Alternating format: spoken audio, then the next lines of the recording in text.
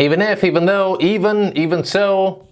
What's the difference between all of those even words?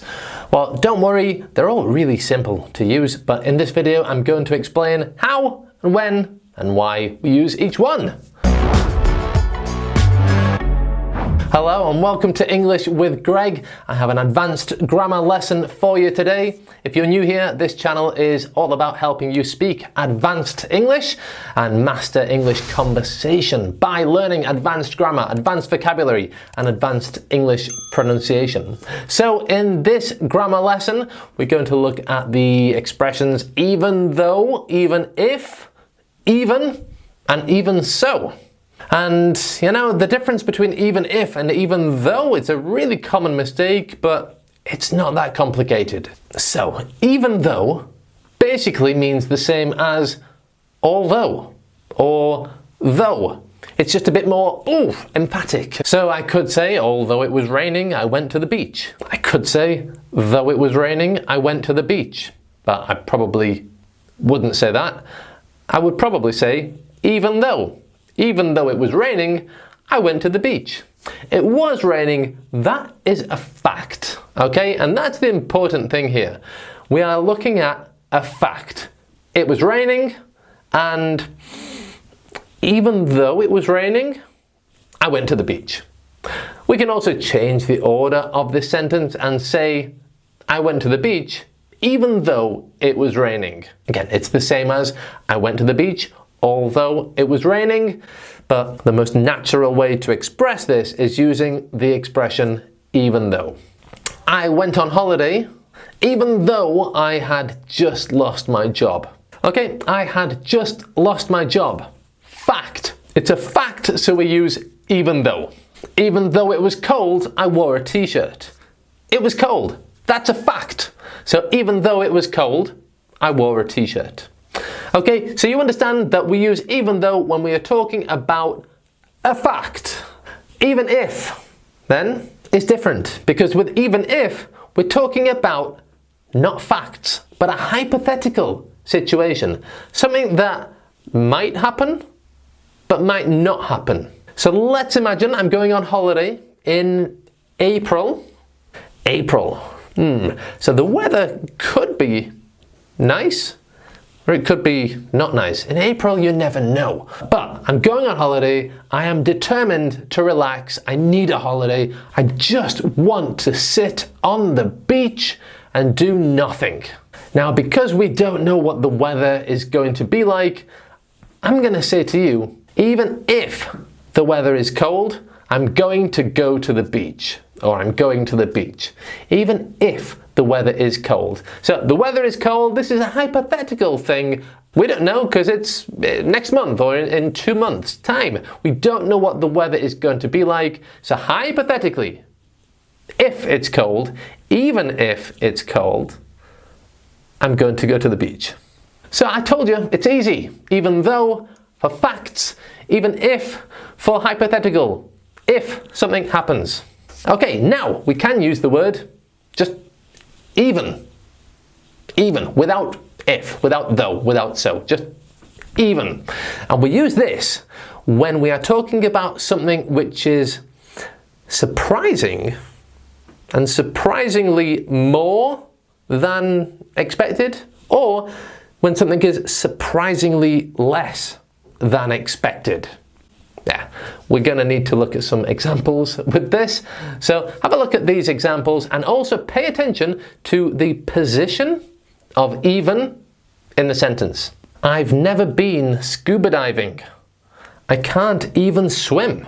I've never been scuba diving. Okay, interesting. But I can't even swim. Whoa, surprising. You're an adult and you can't swim? So I can't even swim. That's surprising. That's surprisingly, like, you have abilities that are surprisingly less than is expected. So sure, we could say I can't swim, but if we say I can't even swim, that's like, just how am I going to go diving if I can't swim? Okay, let's look at another example. My European friend can speak English, he can speak French, Spanish, Italian, and Portuguese. He can even speak Chinese. Wow. So, yes, he speaks a lot of the European languages, but that Chinese, that is more than expected. So we use even. He can even speak Chinese. Okay, I'm in a room with international people and they're all talking about the age of the Queen. How old is the Queen?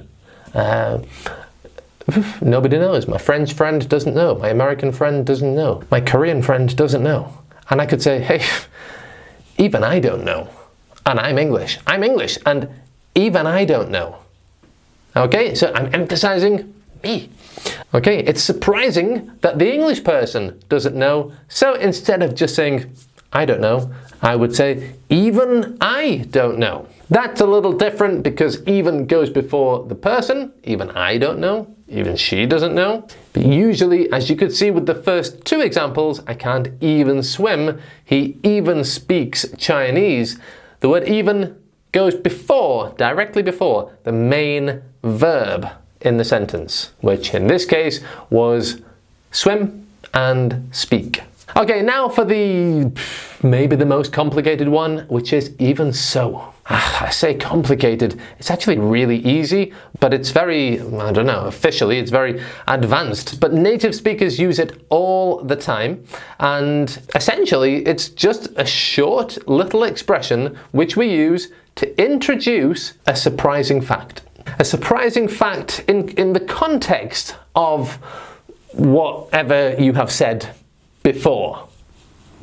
Let me give you some examples. I studied every aspect of English grammar and even so, I failed the grammar test.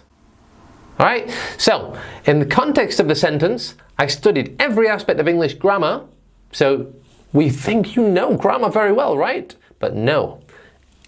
Even so I'm introducing a surprising fact in relation to what has already been said. Even so, I failed the exam. I could say that I have never studied the Galician language, which is a regional language where I live. I've never studied it, but even so, I understand it when people speak it to me. I've never studied Galician, so you would think that I know nothing. Even so, I'm introducing a surprising fact. I understand it quite well when people speak it to me.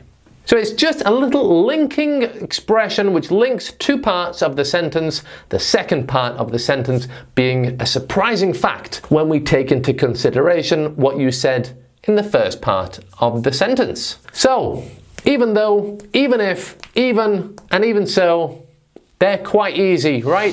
I want you now to use one of those in the comments below in a sentence.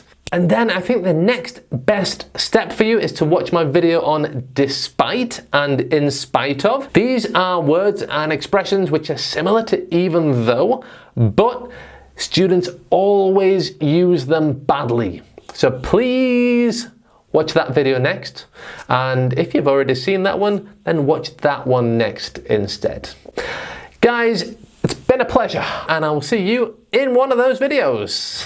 Bye for now.